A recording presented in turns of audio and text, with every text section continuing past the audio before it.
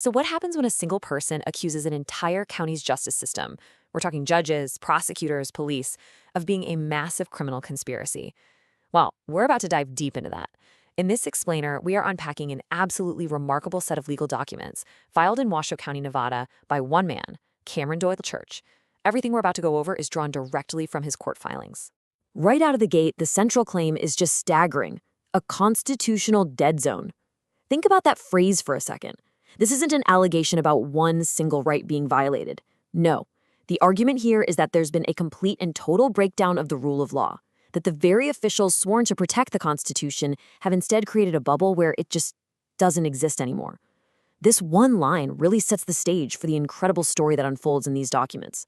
Okay, so a claim that huge, where do you even begin to prove it? Well, according to these filings, the entire case hinges on one thing: timing.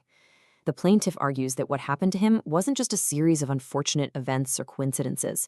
He claims it was a coordinated campaign of retaliation that unfolded with, and this is his phrase, mathematical precision.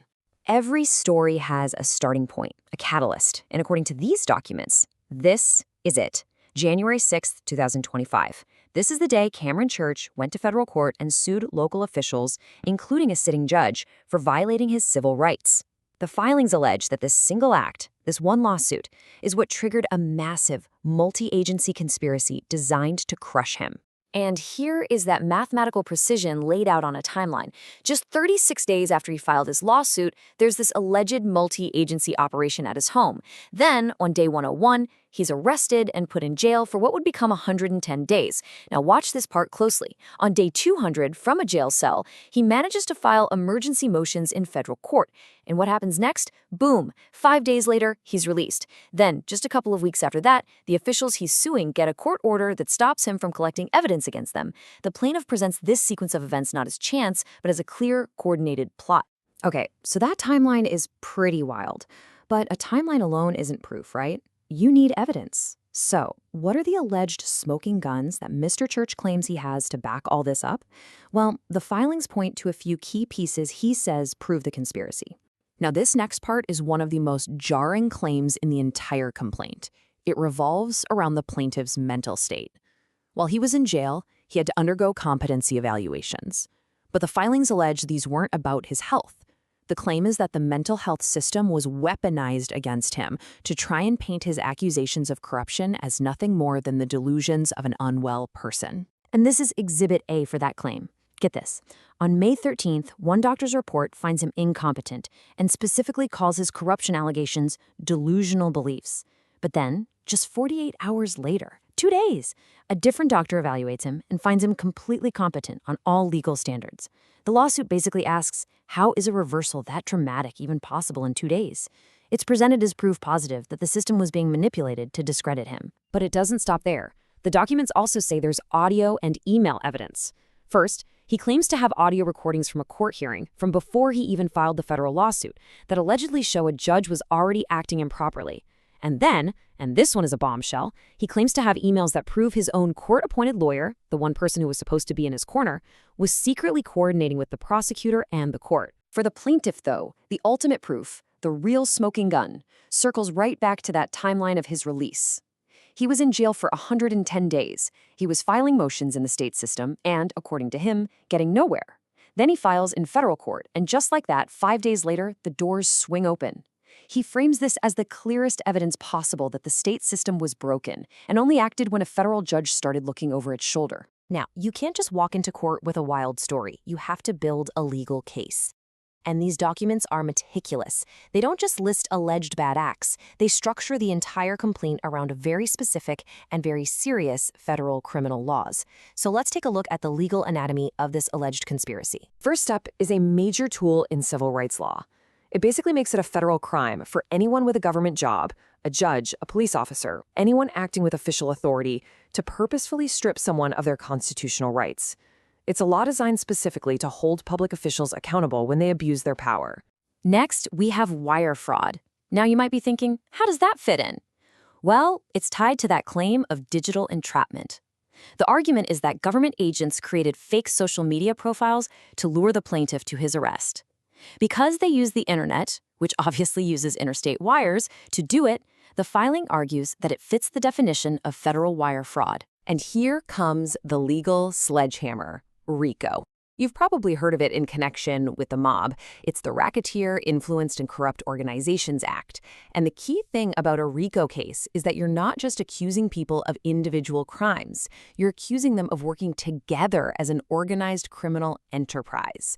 It is an incredibly high bar to clear, but that is exactly what's being alleged here, that various government departments were operating as a single coordinated criminal group. So what does this alleged enterprise look like?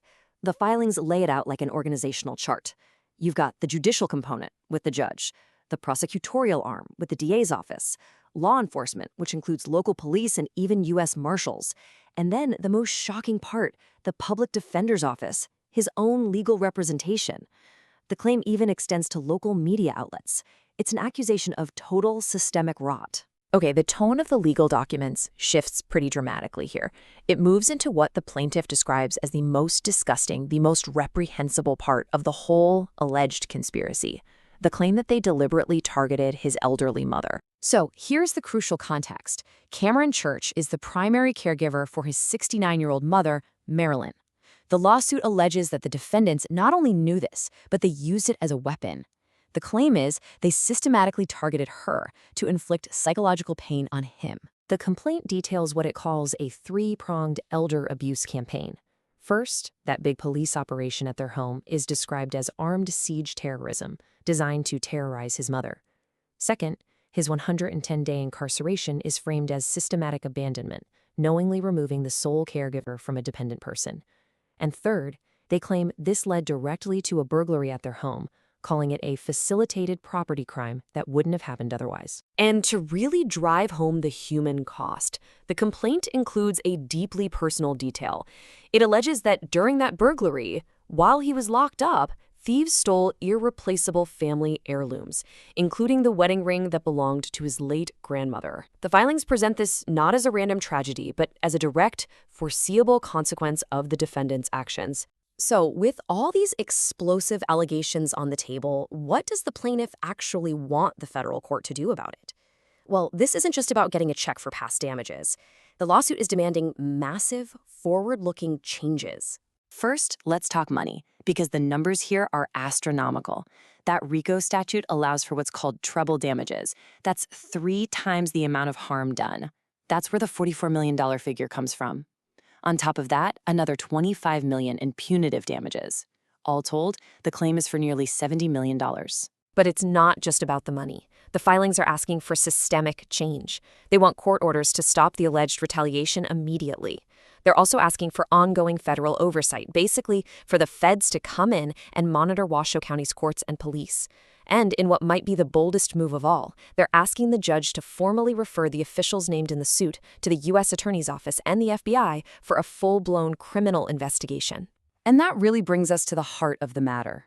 When you strip away all the legal statutes, all the specific dates and names, what these documents represent is a fundamental challenge. It's not just aimed at a few individuals. It's a challenge to the integrity of an entire local justice system. So ultimately, the case of Cameron Doyle Church does more than just ask for a verdict on his specific claims. It forces us to confront a much larger and, frankly, much more uncomfortable question. What happens when the very system designed to provide justice is itself the one that's put on trial?